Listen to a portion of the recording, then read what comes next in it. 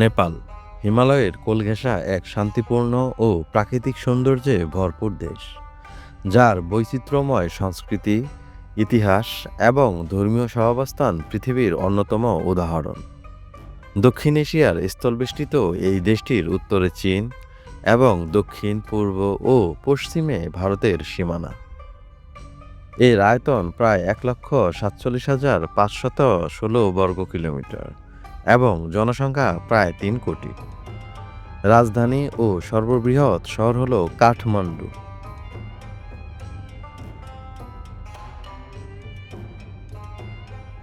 নেপাল ৩টি প্রধান ভৌগোলিক অঞ্চলে বিভক্ত: হিমালয়ান, পাহাড়ি এবং তরাই। দেশটির সবচেয়ে আকর্ষণীয় বৈশিষ্ট্য হল বিশ্বের সর্বোচ্চ পর্বতশৃঙ্গ মাউন্ট এভারেস্ট, যেটি এখানেই অবস্থিত। এছাড়া অন্যান্য উঁচু পর্বত যেমন কাঞ্চনজঙ্ঘা, ধৌলাগিরি, অন্নপূর্ণা ইত্যাদিও দেশটির গর্ব। নেপালের জলবায়ু অঞ্চলভেদে ভিন্ন রকমের।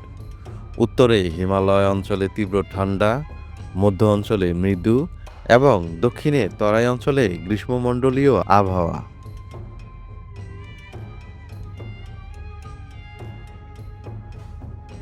নেপালের ইতিহাস অত্যন্ত প্রাচীন। এটি একসময় মল্ল রাজাদের অধীনে বিভক্ত ছিল। পরে রাজা পৃথ্বীনারায়ণ শাহ ১৮০০ শতকে নেপালকে একত্রিত করেন। ২০০৮ সাল পর্যন্ত নেপাল ছিল একটি রাজতন্ত্র, যার পর গণ আন্দোলনের মাধ্যমে দেশটি প্রজাতন্ত্রে রূপান্তরিত হয়। বর্তমানে এটি একটি ফেডারেল গণতান্ত্রিক প্রজাতন্ত্র।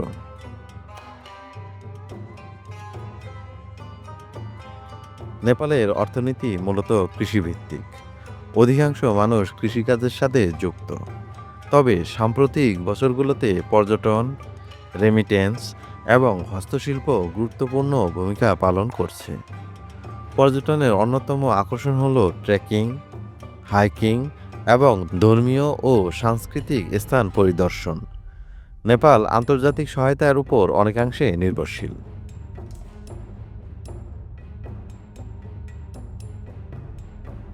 নেপালের সংস্কৃতি বহুধর্ম, জাতিগোষ্ঠী এবং ভাষার মিশেলে গঠিত। নেপালি প্রধান ভাষা হলেও মাইথিলি, ভোজপুরি, থারু, তামাং প্রভৃতি ভাষাও প্রচলিত।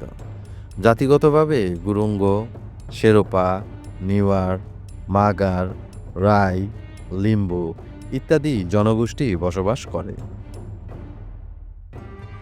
নেপালের উৎসব ও ধর্মীয় আচার অনেকটাই হিন্দু ও বৌদ্ধ প্রভাবে গঠিত। দশাইন, তিহার, লোসার, মহাসপ্তমী, হোলি, বুদ্ধ পূর্ণিমা প্রভৃতি উৎসব জাতীয়ভাবে পালন করা হয়।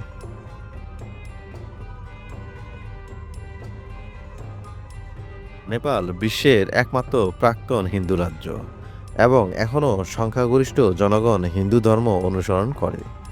জনসংখ্যার প্রায় ৮১% হিন্দু, ৯% বৌদ্ধ, ৪.৪% মুসলিম এবং ১.৪% খ্রিস্টান। বাকি অংশ অন্যান্য ধর্মে বিশ্বাসী।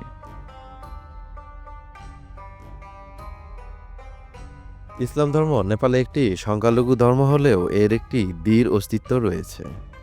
নেপালে মুসলিম জনগোষ্ঠী প্রধানত দক্ষিণে তরাই অঞ্চলে বসবাস করে, যেমন বীরগঞ্জ, নেপালগঞ্জ, রোতোহাট, কাঠমান্ডু ও বিরাটনগরেও মুসলিম জনগণের দেখা মেলে। মুসলিমরা সাধারণত সেখানকার স্থানীয় নেপালি ভাষাভাষী হলেও অনেকে উর্দু, বাংলা ও মাইথিলিও ব্যবহার করে। নেপালের মুসলিমদের অধিকাংশ সুন্নি হলেও কিছু শিয়া মুসলিমও রয়েছে। তারা প্রধানত ইসলামিক সংস্কৃতি রক্ষা করে চলে। ঈদ উল ফিতর, ঈদ উল আজহা, মহরম ইত্যাদি ধর্মীয় অনুষ্ঠান তারা ধর্মীয় উৎসাহের সাথে পালন করে। দেশের বিভিন্ন জায়গায় মসজিদ রয়েছে, বিশেষ করে তরাই অঞ্চলে। কাঠমান্ডুতে কিছু বড় ও ঐতিহাসিক মসজিদ রয়েছে, যেমন কাশ্মীরি মসজিদ ও ঘান্তাগার মসজিদ।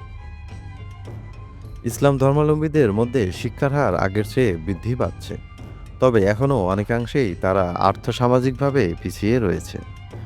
নানা ধরনের সামাজিক, অর্থনৈতিক চ্যালেঞ্জ থাকা সত্ত্বেও মুসলিম সম্প্রদায় ধীরে ধীরে এগিয়ে যাচ্ছে। বিভিন্ন মুসলিম এনজিও, দাতব্য প্রতিষ্ঠান ও আন্তর্জাতিক সংস্থা মুসলিম শিক্ষা প্রতিষ্ঠান ও মসজিদের উন্নয়নে কাজ করছে।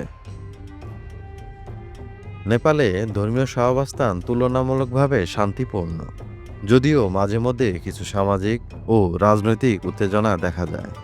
সরকার সাধারণভাবে ধর্মীয় স্বাধীনতা নিশ্চিত করার চেষ্টা করছে। সংবিধানে ধর্মের স্বাধীনতা স্বীকৃত, যদিও ধর্মান্তরকে কিছুটা কঠিন করা হয়েছে। নেপাল একটি প্রাকৃতিক সৌন্দর্যমণ্ডিত, সংস্কৃতিতে সমৃদ্ধ এবং ধর্মীয়ভাবে বৈচিত্র্যময় দেশ। এখানে হিন্দু, বৌদ্ধ, মুসলিম ও খ্রিস্টান সম্প্রদায় একত্রে সহাবস্থানে বসবাস করছে।